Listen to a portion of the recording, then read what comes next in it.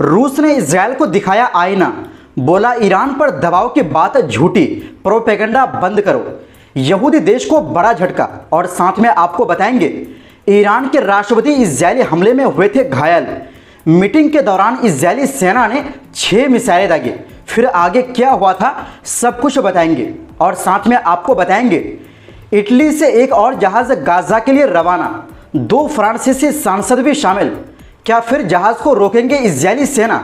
साथ में आपको बताएंगे उत्तर कोरिया ने दिया रूस को खुला समर्थन, यूक्रेन जंग में बिना शर्त साथ देने की कसम, भेजे 10,000 सैनिक। तो बिना समय गंवाए बात करते हैं खबरों की। दोस्तों, वेस्ट एशिया में बड़ा खेल चला है। खबर यह है कि इजरायल कई बार रूस से कह चुका है कि वो ईरान पर दबाव डाले ताकि ईरान अपना न्यूक्लियर प्रोग्राम छोड़ दे, लेकिन रूस ने इस बात को साफ तौर पर खारिज कर दिया है।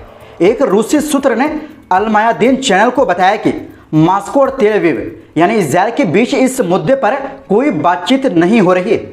दरअसल मामला यह है कि अमेरिका की मीडिया वेबसाइट एक्सियोस ने एक चौंकाने वाली रिपोर्ट छापी थी। उसमें दावा किया गया है कि रूस ने ईरान को एक गुप्त प्रस्ताव दिया कि वो अपने देश में यूरेनियम एनरिचमेंट पूरी तरह बंद कर दे। इसके बदले रूस उसे मेडिकल और एनर्जी के लिए हल्का यूरेनियम देगा। लेकिन दोस्तों, रूस ने इस रिपोर्ट को पूरी तरह झूठा और गंदा प्रोपेगेंडा बता दिया है। रूसी विदेश मंत्रालय ने बयान जारी कर कहा, यह सब पश्चिमी मीडिया का फैलाया हुआ झूठ है। इसके पीछे कुछ खुफिया एजेंसियां और राजनीतिक ताकतें हैं जो लोगों की सोच को मोड़ना चाहती है। एक्सियोस की रिपोर्ट में यह भी कहा गया था कि रूस के राष्ट्रपति पुतिन ने यह जीरो एनरिचमेंट वाली डील ईरान को अमेरिका और इजरायल के कहने पर दी थी और इस बारे में ट्रंप, मैक्रोन और नेतन्याहू को भी बताया गया था। एक्सियोस ने दावा किया कि रूस चाहता था कि ईरान का ज्यादा शुद्ध किया गया यूरेनियम रूस भेज दिया जाए और ईरान को सिर्फ कम शुद्ध यूरेनियम दिया जाए ताकि वो सिर्फ बिजली और दवा जैसे शांतिपूर्ण कामों के लिए इसका इस्तेमाल करे। लेकिन ईरान ने भी ये सारे दावे साफ खारिज कर दिए हैं। तेहरान के अधिकारियों का कहना है कि ईरान को यूरेनियम शुद्ध करने का पूरा हक है। ईरान का कहना है कि हम अपनी जमीन पर यूरेनियम शुद्ध करते रहेंगे और रूस भी अब तक इस रुख का समर्थन करता रहा है। साफ है कि ईरान और रूस दोनों ने यह दिखा दिया है कि ना तो रूस ने कोई डील दी है और ना ही ईरान अपने न्यूक्लियर प्रोग्राम पर कोई समझौता करेगा। वहीं दूसरी ओर दोस्तों, ईरान और इजरायल के बीच पिछले महीने 12 दिनों तक जंग हुई थी। इस दौरान 16 जून को इजरायल के हमले में ईरानी राष्ट्रपति मसूद पेजेश्कियान घायल हो गए थे। ईरानी न्यूज़ एजेंसी फार्स ने इसकी जानकारी दी है। रिपोर्ट के मुताबिक इजरायल ने 16 जून को तेहरान के पश्चिमी हिस्से में एक इमारत पर 6 मिसाइलों से हमला किया था। उस समय इमारत में देश की सुप्रीम नेशनल सिक्योरिटी कैबिनेट की बैठक चल रही थी। बैठक में राष्ट्रपति पेजेश्कियान के साथ ईरान के संसद अध्यक्ष मोहम्मद बागेर गलीवाफ, न्यायपालिका प्रमुख गुलाम हुसैन मोहसिनी एजीई और कई अन्य वरिष्ठ अधिकारी भी मौजूद थे। हालांकि ये सभी इमारत की निचली मंजिल में मौजूद थे, इसलिए हमले का उन पर बहुत असर नहीं हुआ। लिहाजा सभी इमरजेंसी गेट से भागने में कामयाब रहे। रिपोर्ट में कहा गया है कि इजरायल राष्ट्रपति पेजेश्कियान को नसल्ला की तरह मारना चाहता था। बता दें कि इजरायली हमले के बाद 64 साल के नसल्ला के जहरीले धुएं में दम घुटने से मौत हो गई थी। इस बार भी इजरायली मिसाइलों ने खास तौर पर इमारत के आने जाने के रास्तों और वेंटिलेशन सिस्टम को निशाना बनाया था ताकि अंदर मौजूद लोगों को बाहर निकलने से रोका जा सके और उन्हें दम घुटो माहौल में फंसाया जा सके। हमले के बाद इमारत की बिजली भी काट दी गई, लेकिन वहां पहले से बनाया गया एक इमरजेंसी गेट की मदद से राष्ट्रपति और बाकी बड़े अधिकारी बाहर निकलने में कामयाब रहे। बताया जा रहा है भागने के दौरान राष्ट्रपति पेजेश्कियान के पांव में चोट लग गई थी। वहीं दूसरे अधिकारियों को भी हल्की चोटें आई। कुछ दिन बाद राष्ट्रपति पेजेश्कियान ने 7 जुलाई को दिए एक इंटरव्यू में यह साफ तौर पर कहा था कि इजरायल ने उन्हें मारने की कोशिश की थी लेकिन नाकाम रहा। वहीं दूसरी ओर दोस्तों, फिलिस्तीनी समर्थक कार्यकर्ताओं के एक गठबंधन ने इटली से एक नाव रवाना की है जिसका नाम है हंदाला। ये नाव गाजा की तरफ जा रही है और इसमें ज़रूरी मेडिकल सप्लाई और इंसानी मदद भरी गई है। इस मिशन का मकसद है गाजा में चल रही मानवीय नाकाबंदी को तोड़ना और वहां के मासूम बच्चों तक राहत पहुंचाना।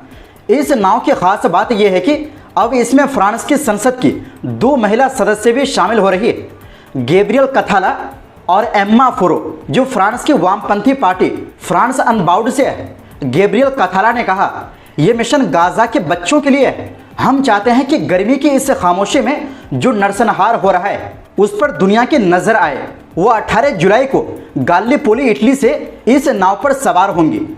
उन्होंने साफ कहा, हमें उम्मीद है कि हम गाजा पहुंचेंगे, लेकिन अगर हमें रोका गया तो ये इज़राइल द्वारा एक और अंतर्राष्ट्रीय कानून का उल्लंघन होगा। दोस्तों बता दें कि ये नाव सायराक्यूज इटली से रवाना हुई और सीधे गाजा की तरफ जा रही है। मकसद है वहां की नाकाबंदी तोड़ना।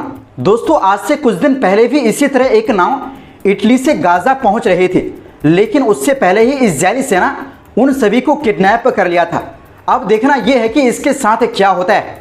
वहीं दूसरी ओर दोस्तों उत्तर कोरिया के नेता किम जोंग ने साफ साफ ऐलान कर दिया है कि वो रूस की यूक्रेन के साथ चल रही जंग में पूरी तरह से बिना शर्त साथ देंगे। ये बात उन्होंने रूस के विदेश मंत्री सरगेई लावरोव से मुलाकात के दौरान कही। लावरोव इन दिनों उत्तर कोरिया के 3 दिन के दौरे पर है। उत्तर कोरिया की सरकारी मीडिया ने बताया है कि उत्तर कोरिया अब रूस को और ज्यादा सैनिक और हथियार देगा। आपको बता दें कि इससे पहले भी उत्तर कोरिया 10,000 से ज्यादा सैनिक और हथियार रूस को दे चुका है। बता दें कि लावरोव और किम जोंग की यह मुलाकात उत्तर कोरिया के पूर्वी तट के शहर वानसान में हुई। इस दौरान दोनों देशों के विदेश मंत्रियों के बीच दूसरी बार रणनीतिक बातचीत भी हुई। इसमें दोनों ने पिछले साल हुए समझौते पर काम तेज करने की बात कही, जिसमें साथ मिलकर रक्षा करने की बात लिखी गई थी। किम जोंग ने कहा कि रूस और उत्तर कोरिया की दोस्ती तेजी से बदलती अंतर्राष्ट्रीय राजनीति के बीच दुनिया में शांति और सुरक्षा बनाए रखने में मदद कर रही है। उन्होंने ये भी कहा कि उत्तर कोरिया रूस के हर उस रणनीति का समर्थन करेगा जो यूक्रेन संकट की जड़ को खत्म करने के लिए उठाई जा रही है। किम ने भरोसा जताया कि रूसी सेना और जनता अंत में इस जंग में जरूर जीत दर्ज करेगी, क्योंकि वो अपने देश की इज्जत और अधिकारों की रक्षा कर रहे हैं। दोनों नेताओं ने जून 2024 में हुई उत्तर कोरिया रूस समिट में तय हुए समझौतों को पूरी तरह लागू करने पर भी चर्चा की। रूस की सरकारी एजेंसी तास के मुताबिक लावरोव ने किम को बताया कि राष्ट्रपति व्लादिमीर पुतिन जल्द ही एक और सीधी मुलाकात चाहते हैं। इसी के साथ लावरोव ने जापान, दक्षिण कोरिया और अमेरिका को भी चेतावनी दी कि अगर वो उत्तर कोरिया को घेरने की कोई सैन्य गठबंधन बनाते हैं तो उसका कड़ा जवाब मिलेगा। लावरोव ने कहा, हम साफ तौर पर चेतावनी देते हैं कि कोई भी गठजोड़ जो उत्तर कोरिया या रूस के खिलाफ हो वो खतरनाक होगा। ये देशों को विनाश बनाने की रणनीति है जिसे बर्दाश्त नहीं किया जाएगा। अंत में रूस के विदेश मंत्रालय ने टेलीग्राम पर एक वीडियो भी शेयर किया जिसमें किम और लावरोव एक दूसरे को गले लगाते और गर्मजोशी से मिलते दिखाई दे रहे हैं। तो दोस्तों फिलहाल के लिए इस रिपोर्ट में बस इतना ही। मिलते हैं एक नई रिपोर्ट्स के साथ। ऐसी ही मध्य पूर्व और दुनिया भर की खबरें देखने के लिए चैनल को सब्सक्राइब जरूर करें, क्योंकि यह हमारा नया चैनल है और आपकी सपोर्ट ही हमारी ताकत है। बहुत बहुत शुक्रिया। खुदा हाफिज।